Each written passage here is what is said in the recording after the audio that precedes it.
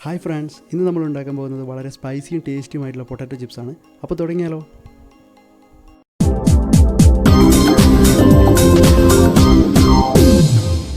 Chips ഉണ്ടാക്കുന്നതിന് വേണ്ടി നമ്മൾ എടുത്തിരിക്കുന്നത് മീഡിയം സൈസിലുള്ള ഒരു 5 ഉരുളക്കിഴങ്ങാണ്.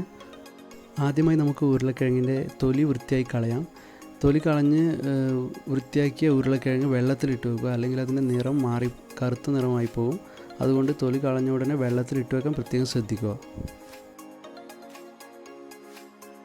ഇപ്പോൾ ഉരുളക്കിഴങ്ങിൻ്റെ തൊലിയൊക്കെ കളഞ്ഞ് വൃത്തിയാക്കി വെച്ചിട്ടുണ്ട്. ഇനി നമുക്ക് കട്ടർ ഉപയോഗിച്ച് അത് നേർങ്ങനെ മുറിച്ചെടുക്കാം.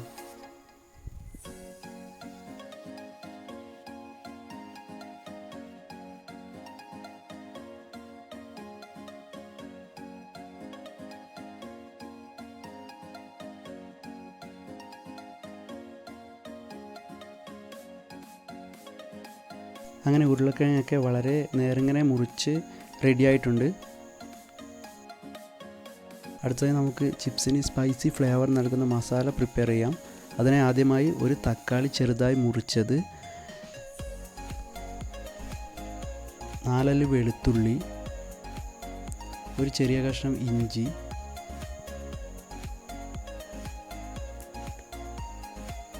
അര ടീസ്പൂൺ മുളക് പൊടി,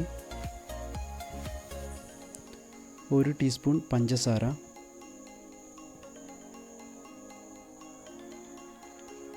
1 ടീസ്പൂൺ ഉപ്പ്, ഇത്രയും ചേർത്ത് നന്നായി അടിച്ചെടുക്കുക. വെള്ളം ചേർക്കേണ്ട ആവശ്യമില്ല, വെള്ളം ഇല്ലാതെ തന്നെ നന്നായി അടിച്ചെടുക്കുക.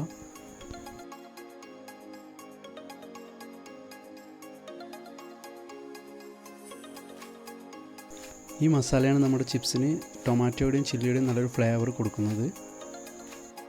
മുറിച്ച് വെള്ളത്തിലിട്ട് വെച്ച ഉരുളക്കിഴങ്ങ് വെള്ളം പൂർണ്ണമായും കളഞ്ഞ് വെച്ചിട്ടുണ്ട്. നമുക്കിനി നമ്മുടെ മസാല മുറിച്ച് വെച്ച ഉരുളക്കിഴങ്ങിലേക്ക് ചേർത്ത് കൊടുക്കാം. അത് മസാല ചേർത്തതിന് ശേഷം നന്നായി മിക്സ് ചെയ്ത് കൊടുക്കുക.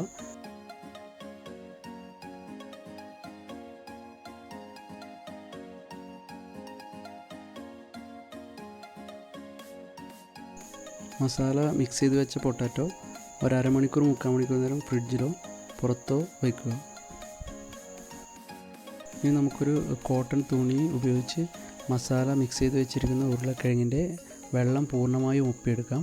നമ്മുടെ ചിപ്സ് നല്ല രീതിയിൽ ക്രഞ്ചിയായി കിട്ടാൻ വേണ്ടിയാണ് ഇങ്ങനെ ചെയ്യുന്നത്. എണ്ണ നന്നായി തിളച്ചതിന് ശേഷം നമുക്ക് മുറിച്ച് വെച്ചിരിക്കുന്ന ഉരുളക്കിഴങ്ങ് അതിലേക്ക് ഇട്ട് കൊടുക്കാം. നമ്മളിവിടെ ഉപയോഗിച്ചിരിക്കുന്നത് സൺഫ്ലവർ ഓയിലാണ്. നിങ്ങൾക്ക് നിങ്ങളുടെ സൗകര്യം അനുസരിച്ച് വെളിച്ചെണ്ണയോ മറ്റ് എണ്ണയോ ഉപയോഗിച്ച് ഇത് പ്രിപ്പയർ ചെയ്യാവുന്നതാണ്. ഫ്രൈ ചെയ്തെടുക്കുമ്പോൾ 2-3 പ്രാവശ്യമായി വളരെ കുറച്ച് മാത്രം എണ്ണയിലേക്ക് ഇട്ട് ഫ്രൈ ചെയ്തെടുക്കാൻ ശ്രദ്ധിക്കുക. ഇല്ലെങ്കിൽ ചിപ്സ് തമ്മിൽ ഒട്ടിപ്പിടിച്ച് ഫ്രൈ ആവാതിരിക്കാനുള്ള ഒരു സാധ്യതയുണ്ട്. അതുകൊണ്ട് വളരെ കുറച്ച് മാത്രം ഇട്ട് ഫ്രൈ ചെയ്തെടുക്കുന്നതായിരിക്കും നല്ലത്. ചിപ്സിൻ്റെ നിറം ഏകദേശം ഒരു ലൈറ്റ് ബ്രൗൺ നിറത്തിലേക്ക് മാറുമ്പോൾ നമുക്ക് കോരിയെടുക്കാം. അങ്ങനെ വളരെ ടേസ്റ്റിയും സ്പൈസിയുമായിട്ടുള്ള പൊട്ടാറ്റോ ചിപ്സ് റെഡി ആയിട്ടുണ്ട്. എല്ലാവരും വീട്ടിൽ ട്രൈ ചെയ്ത് നോക്കുക.